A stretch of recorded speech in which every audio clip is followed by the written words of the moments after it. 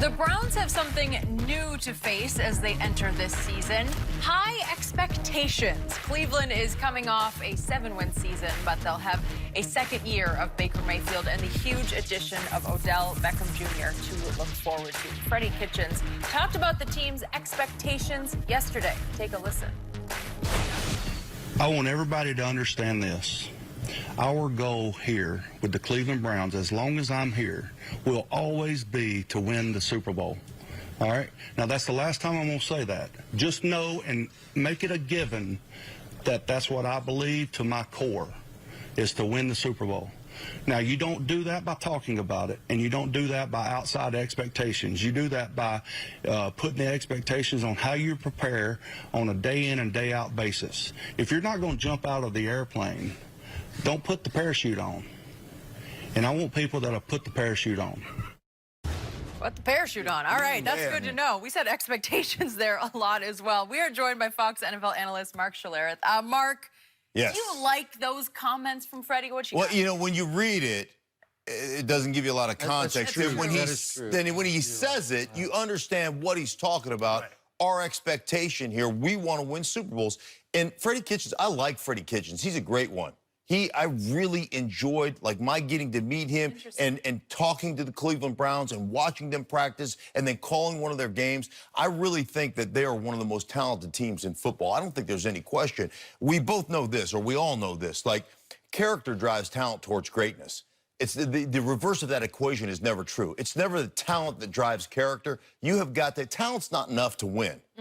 Like, you got to have guys that are willing to sacrifice for one another. I will remind you this. The last time they won the division, it wasn't the AFC North. It was the AFC Central in 1989. Teams that have won the AFC Central and the AFC North before or since Cleveland, the Houston Oilers won it. Is that right? The Jacksonville Jaguars, they're no longer in the division. The Tennessee Titans, no longer in the division, have won since the Cleveland Browns won in '89. So, like, the goal, Super Bowl, like, that's out there a little bit, right? I mean, let's get over 500. Maybe let's win our division first. They've got a ton of talent, though. I will tell you that. Ton of talent, but talent's not enough to win in this league. You got to have guys that are willing to sacrifice for one another, and we'll see if they have that. For me, I think he's trying to instill confidence. He's trying to let the guys know what the expectations are. I expect you to come in practice. I expect you to meet well. I expect you to practice hard. And I expect us to get better on a week-in and week-out basis. Skip, this is not new to you, Fred, to the Cleveland Browns, Freddie. Everybody has those exact same expectations. It's the same for the Rams, for the Chargers, obviously for the Patriots. Everybody has those expectations. But what are you willing to do? I can tell you this. Me and this man played together from 95 to 99. And not one time did Mike Shanahan ever mention Super Bowl until we was actually preparing for the Super Bowl. I played 2 years in Baltimore. Not one time did Brian Billick mention the Super Bowl until we got to at least we got to the playoffs. Win your division, get a home game, and they're going to go from there.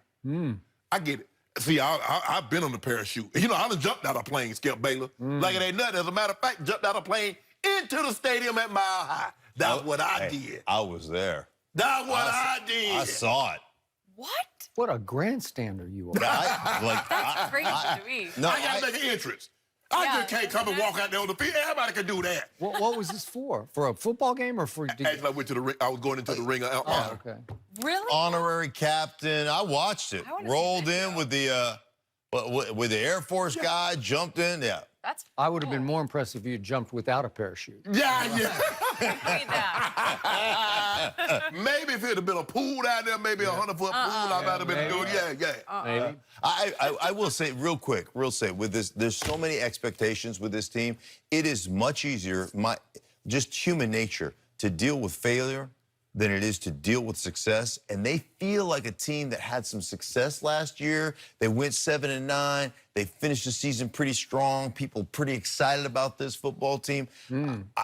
This feels like an abject disaster waiting to happen to me. That's what it feels like. That's what it feels like. So, to your first point, I love listening to Freddie Kitchens. He's become my favorite interview in all the NFL.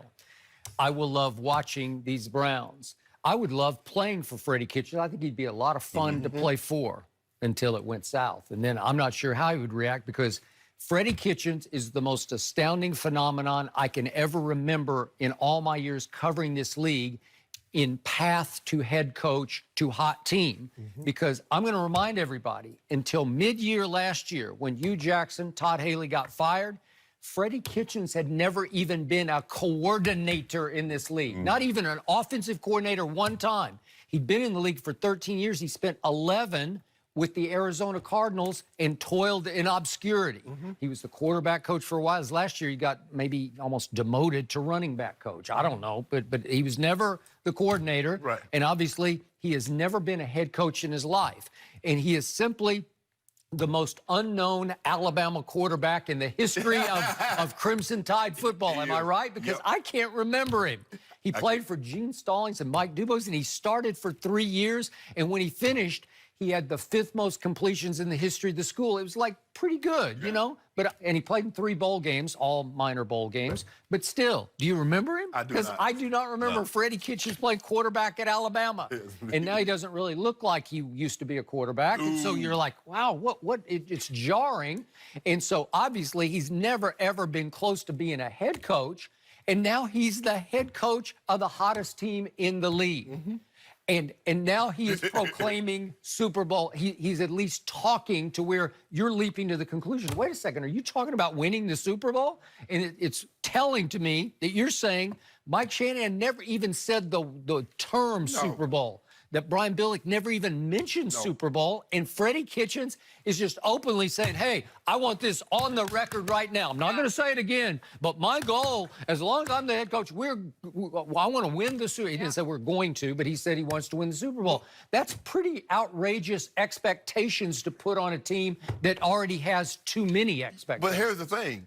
He didn't have to say it. We knew what our expectations were. Well, sure. Yeah. Yeah. You know, when I was in Baltimore, Skip, now we had a more veteran team. See, when the coach says something, we felt obligated to go back Brian Billick up. When he called out Tennessee, he called out Jacksonville or whomever, it was our obligation. He says, I don't care what you say. Just remember now, what you say during the week. Now, we're going to have to back that up on Sunday. I'm like, we can say, I mean, because, you know, I came from a place where Mark didn't want me to talk to the D line, but he like, telling on me over there. Because he wants to pick a fight with the guy I got to play against. That's What?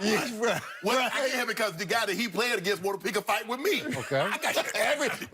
Everybody wanted to pick a fight with you, not just the guy I was playing I was against. minding my own business. You know me.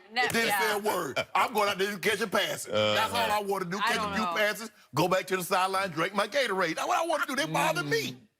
That's all you were drinking was Gatorade? That's it. On the sideline back then.